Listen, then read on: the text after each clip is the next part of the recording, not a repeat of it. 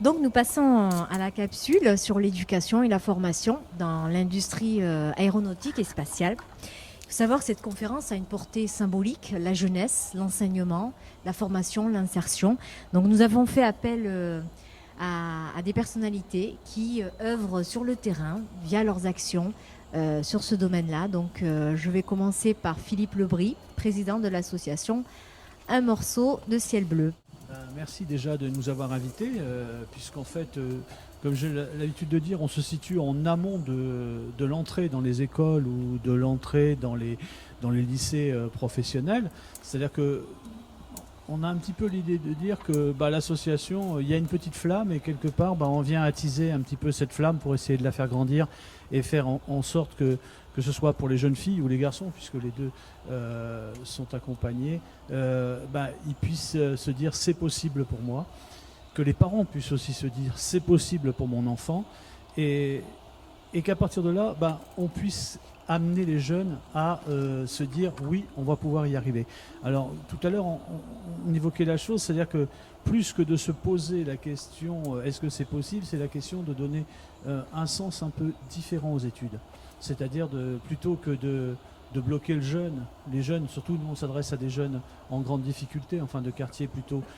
défavorisés. La question c'est de se dire, voilà, on va essayer de comprendre comment ça marche, et à partir du moment où est-ce qu'on s'intéresse et on sait comment ça marche, on va pouvoir se dire,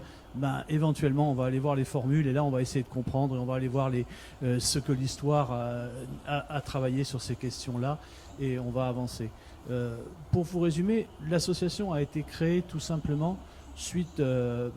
j'œuvre beaucoup dans le domaine social, c'est mon travail, en rencontrant des jeunes qui étaient un peu dans l'oisiveté, sur le quartier du Mirail, et qui regardaient tous ces gros avions qui leur passaient au-dessus de la tête. Alors certains rêvaient de voyage, d'autres rêvaient peut-être de travailler chez Airbus, qui est pour beaucoup le rêve inaccessible ici à Toulouse. Et nous, on a été les voir et on leur a dit, écoutez, on peut y arriver, à partir du moment où, comme le disait Odile, vous y mettez du vôtre et que vous travaillez, on peut vous accompagner et on peut faire des choses ensemble. Et c'est comme ça que les choses ont commencé, et c'est comme ça que depuis maintenant presque 10 ans, avec l'ENAC qui nous soutient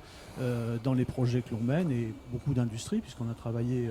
avec ATR et Airbus sur des projets, voilà, non seulement ici en France, mais aussi à l'international, puisqu'on travaille au Maroc et aux Comores aussi, un petit peu, là on a commencé. Voilà, donc c'est aussi cette idée de dire c'est possible à partir du moment où est-ce qu'on a un rêve, une envie, et qu'on veut faire les choses. Voilà, c'est un petit peu ce que je voulais vous dire, c'est que à partir du moment où est-ce qu'on a cette envie de voler, comme disait Saint-Exupéry, c'est ce que je disais, c'est-à-dire qu'en fait, en gros, si on veut faire construire un bateau à des personnes, il faut leur donner le goût de la mer avant de vouloir leur faire comprendre comment techniquement ça se construit. Et nous, c'est ce qu'on fait à notre mesure et à moindre échelle, c'est-à-dire qu'on donne le goût et l'envie de voler à des jeunes, et à partir de là, tout nous semble et tout devient possible, et on l'a observé pour beaucoup de jeunes que l'on a accompagnés jusqu'aux portes de l'ENAC. D'autres sont rentrés au lycée Airbus et d'autres sont rentrés dans d'autres établissements scolaires. Voilà, donc on peut faire ce genre de choses.